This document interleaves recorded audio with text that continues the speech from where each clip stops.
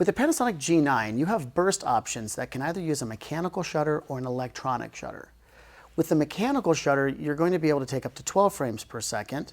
With the electronic shutter, you can take up to 60 frames per second. What we're going to demonstrate here is how, depending on what you've set the autofocus system to, that will change the burst rate of the mechanical or electronic shutter. Let's go ahead and go to the back of the camera and take a look. So we have our burst mode here for option 1 and option 2. In this case, I have customized option 1 to be a mechanical shutter and option 2 to be electronic. Let's start with our mechanical shutter, and let's set the autofocus system to autofocus single. When we're in the AF single mode, it'll give us 12 frames per second of mechanical shutter, but it's not going to autofocus for every frame. It's only going to autofocus on the first frame. So what we have right now is TJ standing there.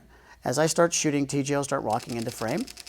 And what you should see is when I play these pictures back, the last frame is out of focus, and the first frame is in focus. That's because this is really optimized for things that are moving perpendicular to the lens, not moving into the lens. So if I'm trying to do burst of things that are moving perpendicular, like my kid's soccer game, this is a good burst mode for that. In this instance, because we have TJ moving into camera, we want to put it into autofocus continuous. This is going to slow us down to about 9 frames per second. So what we'll see is as I focus on TJ, as I start shooting, TJ will start moving into frame. And what you'll notice is when we play those photos back, every one of those frames is in focus. Now you'll notice that there was a slower shutter system here, but it was still at 9 frames per second.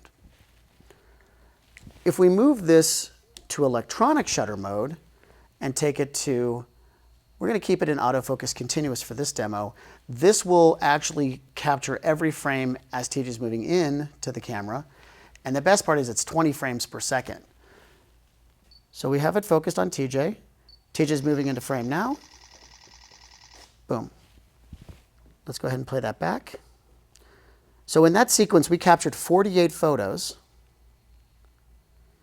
And you can see that as it plays the photos back for us, I'll periodically pause them.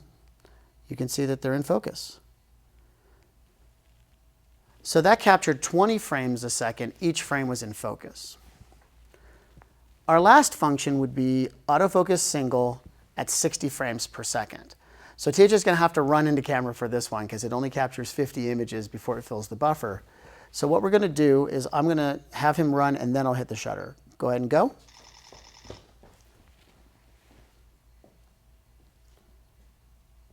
Now once again, what we had was 50 images captured, but as you can see, as TJ was moving into the camera, he became progressively out of focus because it only focused on the first frame. Again, the 60 frame burst is really intended for perpendicular running to the lens, whereas the 20 frame per second or continuous autofocus is more for things moving into camera. And that's how the autofocus system affects our burst functions. Panasonic.